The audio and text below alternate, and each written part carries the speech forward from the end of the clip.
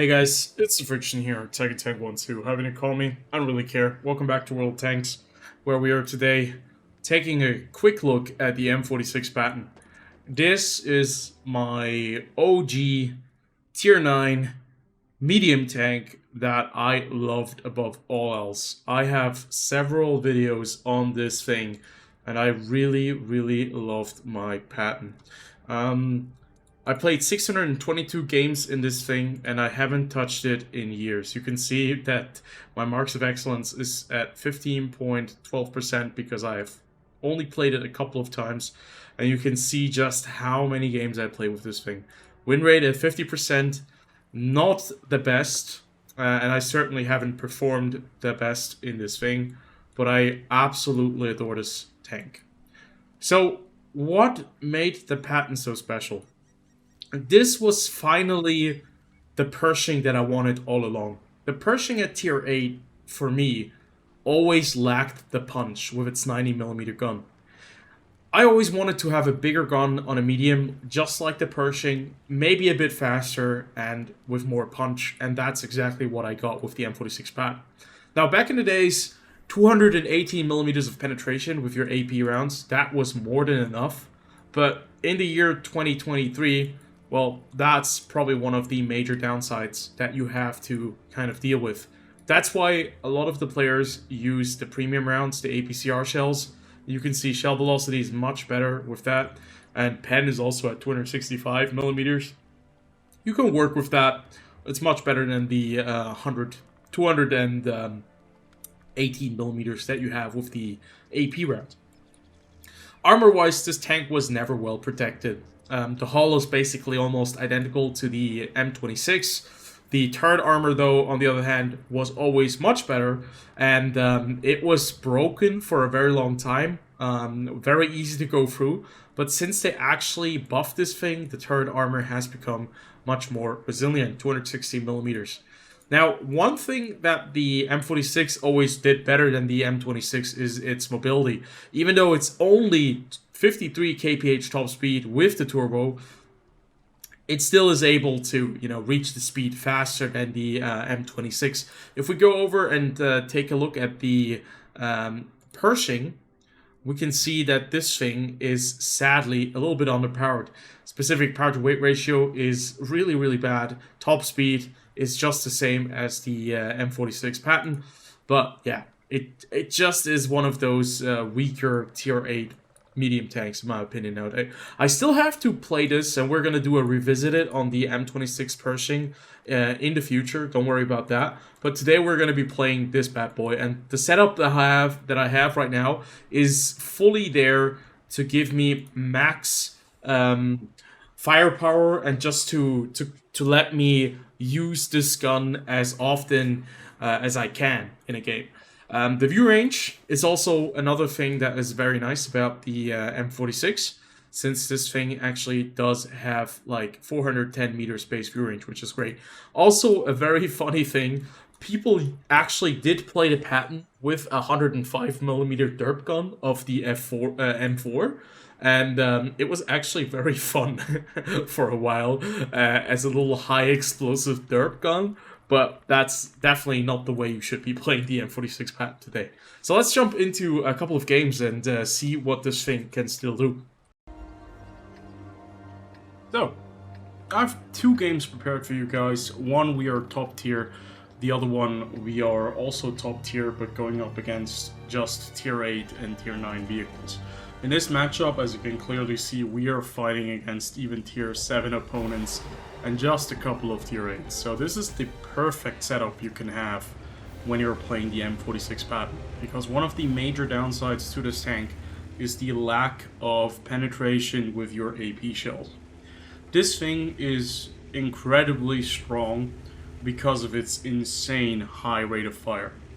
Now, if you play like the T55 or T54, also two very good tanks that I do enjoy a lot as well. They both have very good rate of fire as well, but they don't have the alpha, the 390 alpha you have with this tank. They have, I think, about 300 alpha, 320 maybe, and at the same time, they also lack penetration with their standard rounds, so it's kind of a universal problem at tier 9 to not really have any penetration with your standard shells. This is a very old way of wargaming to actually, force players to use premium shells, and sadly they have never really gotten rid of that, so people still are spamming APCR rounds like crazy. Right here you can see that the armor on the M46 is really not that great.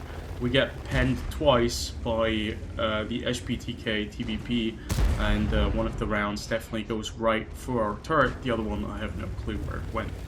But as you can see, once we do hit targets with this whopping 105mm gun, they do tend to melt very, very quickly. Especially these poor tier 7, tier 8 sots. They're just going to taste 105mm steel every single time they get exposed, because this thing also has great gun depression and a turret that is nowadays, just strong enough to bounce most shells, as long as they are not premium. So, very quick, like only 2 minutes played, we're up 1,670 damage. With the loadout I'm playing right now, the equipment, which is the turbo, which is vents and rammer, it basically just allows me to be faster, it allows me to be more competitive, and it allows me to use the strength that is already there, which is high DPM, and further it even further and give myself even better DPM. Because that's what I want to do in the M46 Patton. I want to be one of the guys that is constantly firing every single time and is just shooting non-stop. So right there we have the HPTK. I did load APCR because of the BZ-176. As you can see, I'm still loading the APCR round, and we do get him out of the game. Now, one very nice thing about the APCR round, which is not just, it's actually not the penetration of the round, it's more to do with the shell velocity. Because the AP round only has like 900 meters per second shell velocity, and those additional 200 meters per second shell velocity really do add something. So we do get the BZ-176 out of the game, but I have to be honest, the M46 Patton is definitely one of those tanks that I do kind of spam premium rounds in, and that's something that I'm not very proud of, but it's just one of those tanks where I say, you know what, screw it, I will not just go ahead and only use AP rounds, because you do not really benefit from that. You basically are just going to be looking down the barrel when you're going up against tanks that have a lot of armor. So, APCR is something you have to use when you're playing the M46 Patton the M46 Patton, if you want to be effective. As you can see, we have loaded AP now, because obviously if you do have APCR and AP, it's going to cost you a lot running this tank. And I decided, since we do have some side shots on these tanks right there, we're going to load AP. But the first round bounces off the side on the T-54. That was also not a very good aimed shot, so probably went right off the upper plate.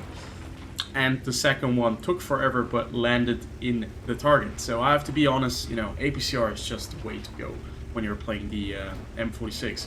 It's kind of sad, because it makes this a very expensive tank to run. As you can see, I'm also running Cola, just to get the max TPM.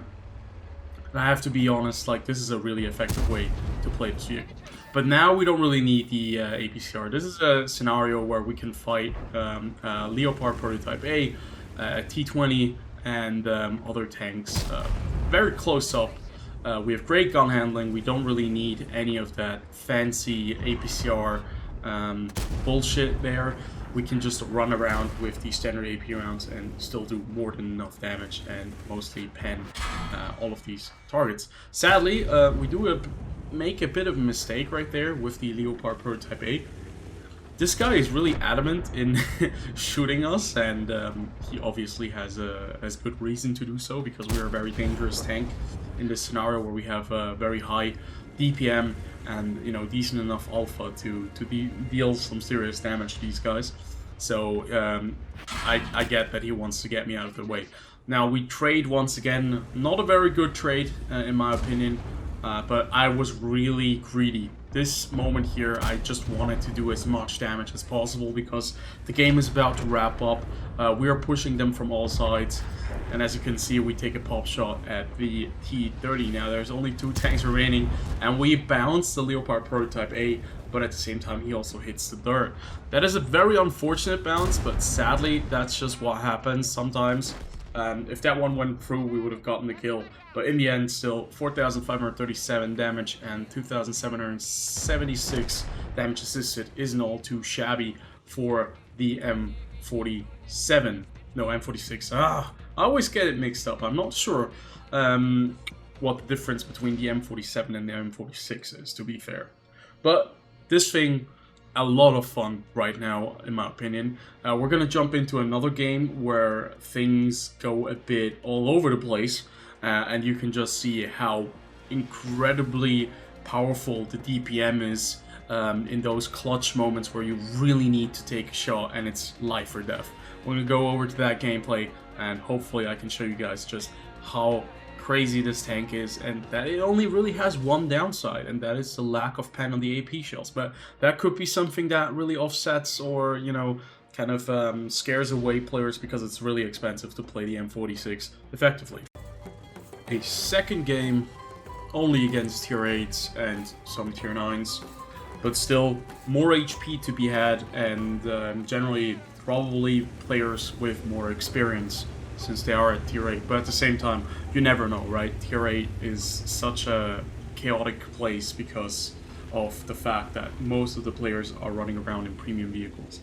So you can't really ever judge the players, basically, you know, plainly on their rank and tier. But we're playing on El Halouf. This is a map that has seen several changes over the years, and this is the final version that we have right now. Maybe it will change as well. We're going to be taking the standard position here at B3. We do have the gun depression to deal with anything coming in. We do have the DPM as well. And, you know, meeting these tier 8 vehicles and tier 9 tanks, we shouldn't really run into too many problems with our AP shells.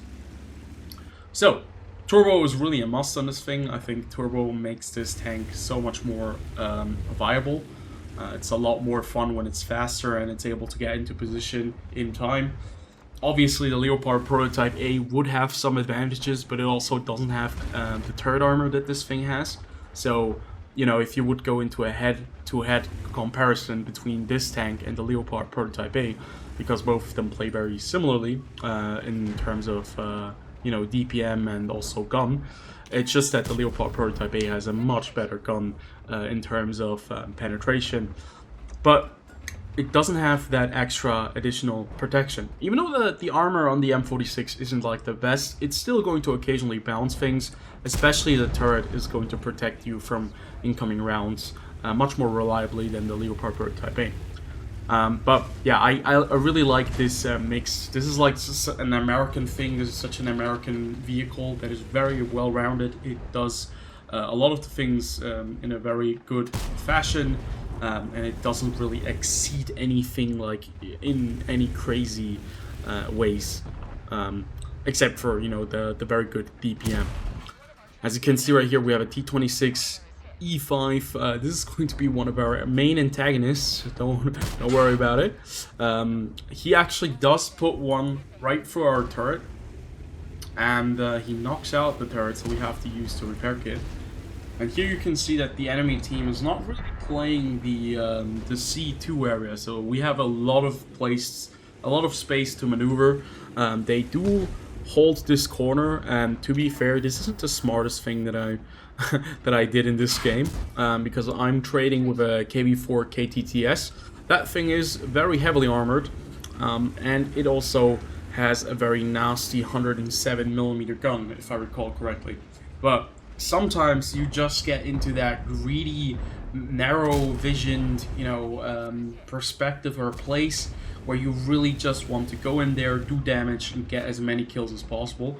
And it's not always very smart. As you can see right here, we are overextending ourselves a bit.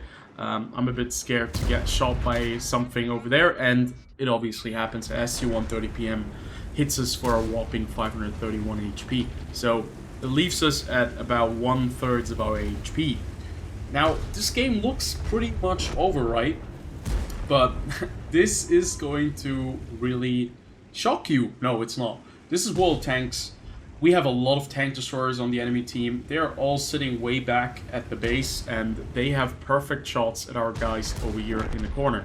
So the issue is that we're going to get slowly but surely taken apart while we're pushing, and we're going to lose a lot of HP. As you can see, we're like almost at the same amount of HP at the moment, and they are in very, very good defensive positions. We also have one AFK tank, which is an AMX AC-48, which is going to come into play afterwards. Sadly, I've seen a lot more AFK players in the recent months and years. I'm not sure if they are bots, if they are just AFK, but they never respond to messages and they just appear. Like, maybe they start playing after 10 minutes or something like that. It's really weird. And, yeah. Right here you can see our team is just completely getting obliterated by pushing this narrow but very straight passage. And you can see they have a SC-130 PM on the other side. We still have an AMX 5120 and a T-103, but they are in very, very good defensive positions. So the last thing we want to do right now is to rush across this field, because there's probably something in the back here as well. And what we want to do is we want to get rid of this SU-130 PM first before we move any further. So that's why I'm waiting for the AMX 5120 to make a play. I make a very big mistake. First round, to be fair, the high explosive shell, it does track the SU-130 PM, but the high explosive shells don't really have the best pen, 53 millimeters. And I should have just aimed for, you know, the very weak part, which is the turret, because that doesn't have any armor. So that I kind of wasted one shot, and I almost got hit for that mistake by shooting him in the side instead of the turret. Now, our AMX 5120 is in a very uncomfortable situation, because he is trying to fight this T-26. They have the perfect crossfire. There is a Kanoniak Panzer 105 in that little nook over there, and he just punished the AMX 5120 in a very old fashion, and the T-103 now is tracked out in the open, and he's getting absolutely demolished. But at the same time, we got very lucky, because we managed to knock out the Leopard Prototype A, and I take another risk because I know that the Kanoniak Panzer is behind the rock.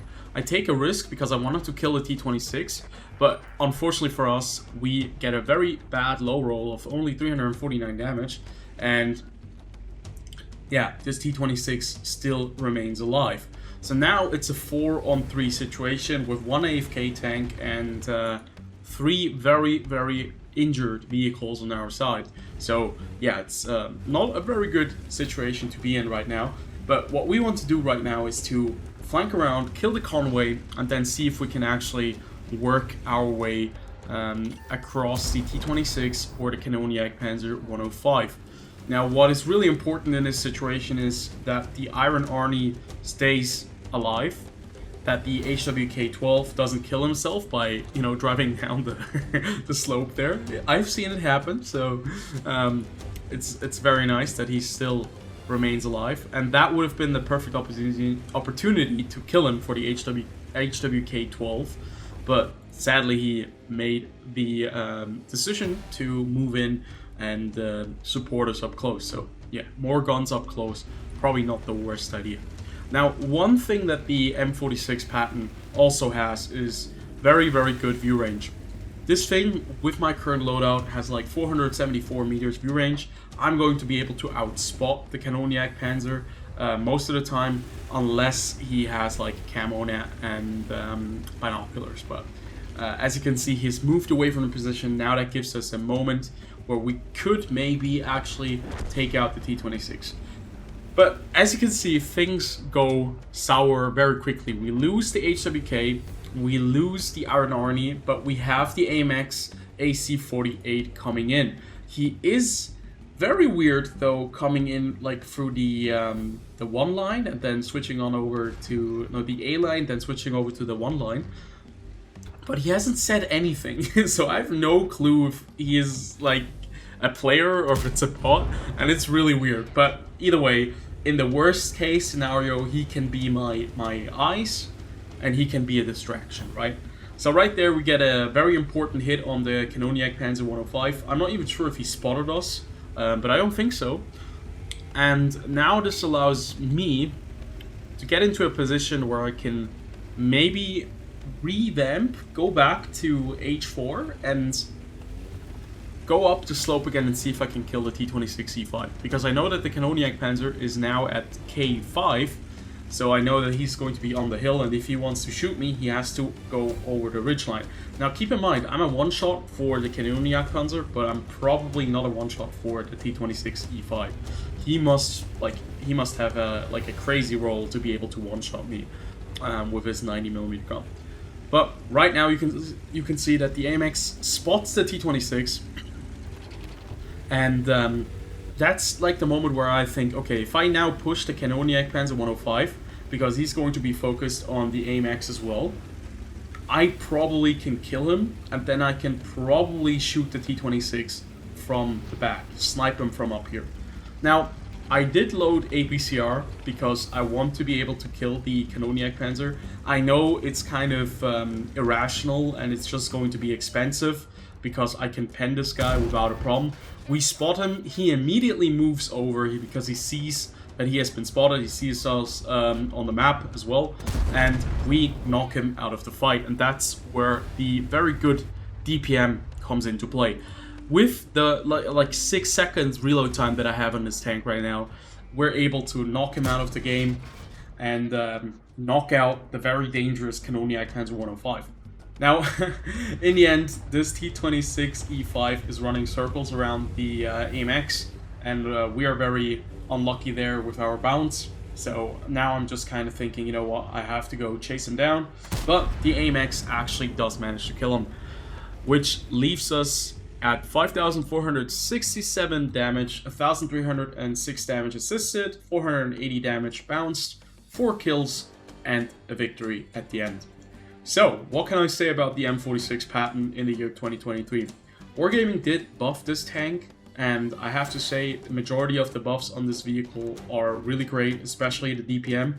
This is now one of those tanks that I really like to take out for a spin.